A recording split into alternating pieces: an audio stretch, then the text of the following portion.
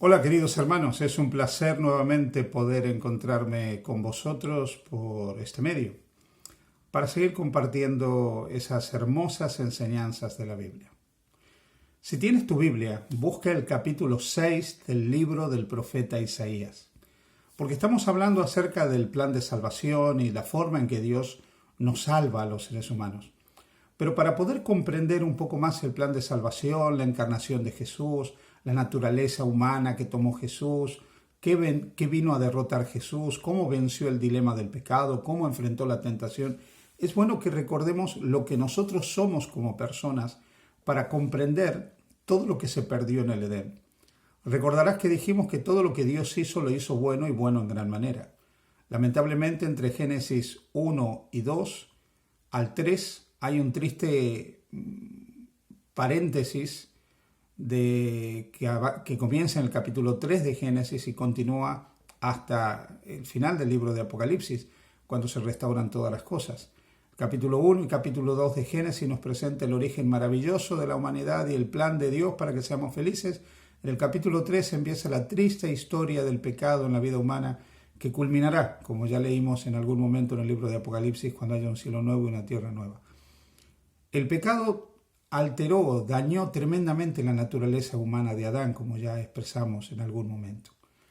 El capítulo 6 de Isaías menciona una visión que tiene el profeta Isaías. A él se le presenta una visión de la gloria de Dios. Ve a Dios en el santuario, sentado en su trono. Y cuando él contempla a Dios en su trono y ve a los seres espirituales, a los querubines que están ahí al lado del trono de Dios, alabando a Dios, cuando ve todas esas huestes de seres espirituales que están ahí, los serafines, y ve esa grandeza de Dios, esa magnificencia de Dios, Isaías queda arrobado y comprende lo que él realmente es, comprende que es un pecador. Y el capítulo 6 de Isaías tiene una expresión tremenda de cómo Isaías considera su condición delante de Dios. Porque cuando él ve toda esa grandeza y ve la infinitud de Dios, la majestad de Dios, dice, ¿quién soy yo que soy un hombre de labios impuros, que habito en medio de un pueblo de labios impuros? Fíjate qué interesante, Isaías se consideraba impuro y parte de una generación, de un pueblo, de un grupo de personas que también eran impuros. Eso es lo que hizo el pecado en la vida de cada uno de nosotros, hacernos impuros. El problema es que nosotros no nos damos cuenta lo pecadores que somos hasta que no contrastamos nuestra condición humana con la grandeza de Dios, con la santidad de Dios, con la perfección de Dios, con la infinitud de Dios. Isaías contempla en un momento esa grandeza de Dios. Contempla la gloria de Dios, contempla la santidad de Dios. Tiene una vislumbre de la perfección divina.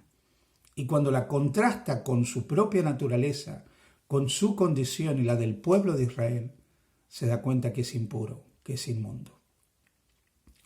Esa es la condición de cada uno de nosotros. En realidad muchas veces nos sentimos más de lo que somos. Creemos de nosotros muchas cosas que no son. A veces tenemos cierto grado de egolatría, nos sentimos superiores de alguna manera a lo que realmente somos. Este sentido de superioridad del ser humano se manifiesta de diferentes formas. Se manifiesta a través de nuestra confianza propia excesiva, cuando creemos que nosotros somos omnipotentes y lo podemos todo, que somos invencibles ante todo. Se manifiesta también cuando de alguna manera nos creemos superiores a otros. Lamentablemente el ser humano a lo largo de los siglos ha tenido en distintos momentos, en distintos contextos, sentimientos de superioridad. A veces el concepto de superioridad racial es una triste evidencia de lo que el pecado ha hecho en nosotros. La superioridad desde el punto de vista nacional es otra triste evidencia. O la superioridad desde el punto de vista religioso. De una forma u otra los seres humanos nos creemos más de lo que realmente somos. Pero cuando llega el dolor, cuando llega la enfermedad, cuando llega la muerte nos igualamos. Porque ante el dolor, la enfermedad y la muerte todos somos iguales. Todos vinimos al mundo de la misma manera y todos salimos de este mundo de la misma manera. El pecado nos ha dañado tremendamente y no nos permite darnos cuenta de nuestra condición. Necesitamos una revelación de la gloria de Dios para comprender, como Isaías, que somos impuros. Tan impuros que no importa lo que nosotros hagamos, todos nuestros esfuerzos por ganarnos la salvación están condenados al fracaso. Todos nuestros esfuerzos. Podemos creer que somos buenas personas y aún creer que hacemos cosas buenas. Incluso creer que de alguna manera debe haber algo en nosotros que nos recomiende delante de Dios. Pero la Biblia dice que todos hemos pecado y todos estamos destituidos de la gloria de Dios.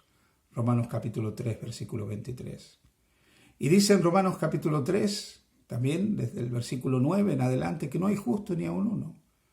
No hay quien haga el bien, que todos nos hemos desviado, que aún nos hemos hecho inútiles. No hay quien haga lo bueno, no hay ni siquiera uno. La triste tragedia del pecado es que nos ha transformado en personas caídas, imperfectas, moralmente reprobables. Y es cierto que cuando conocemos al Señor Jesús, nuestra vida cambia, pero seguimos siendo pecaminosos. Y cada vez que nos soltamos de la mano de Jesús, cada vez que descuidamos nuestra conexión con Jesús, cada vez que descuidamos estar al lado de Jesús, aflora esa naturaleza caída que tenemos los seres humanos. ¿Cómo hace Dios para salvar a seres imperfectos? ¿Cómo hace Dios para salvar a personas impuras que han transgredido su ley, que han violado sus mandamientos? Porque no podemos negar que somos transgresores de la voluntad de Dios, que todos hemos pecado. Todos hemos violado la ley de Dios, todos nos hemos apartado de Dios, todos hemos transgredido mandamientos, hemos pecado de pensamiento, de obra, por hacer o por no hacer, por errar el blanco o por pasarnos del blanco. Pero todos somos pecadores. No hay uno que pueda decir, yo no he pecado, yo soy impecable, yo soy perfecto. Todos somos pecadores.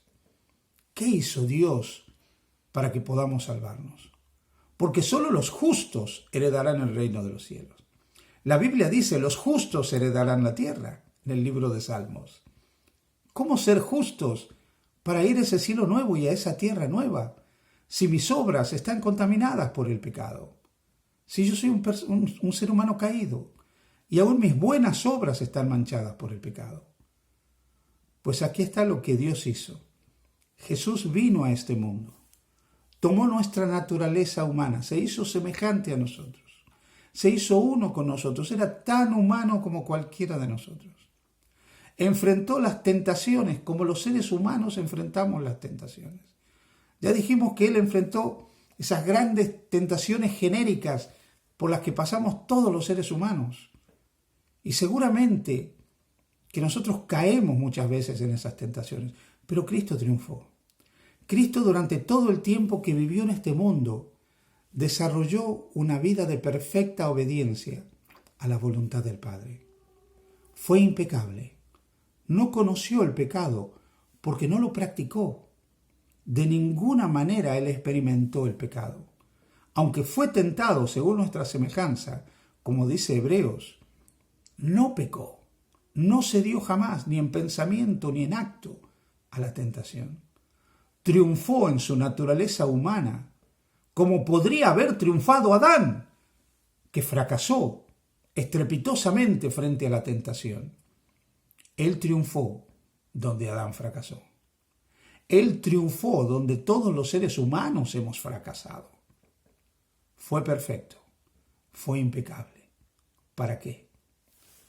Cuando San Pablo escribe la segunda carta a los Corintios en el capítulo 5 y versículo 21, dice, al que no conoció pecado, está hablando de Jesús, aquel que no conoció pecado, porque como dijimos, no tenía ninguna mácula, ninguna mancha de pecado en su vida. Al que no conoció pecado, por nosotros lo hizo pecado. ¿De qué manera Jesús fue hecho pecado por nosotros? La respuesta la encontramos en el capítulo 53 del profeta Isaías, cuando dice que Jehová cargó en él el pecado de todos nosotros.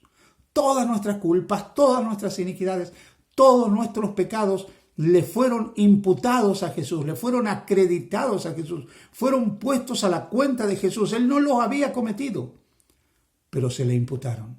Él cargó con todo eso para que nosotros podamos salvarnos. Y dice San Pablo, al que no conoció pecado, por nosotros lo hizo pecado, para que nosotros fuésemos hechos justicia de Dios en él.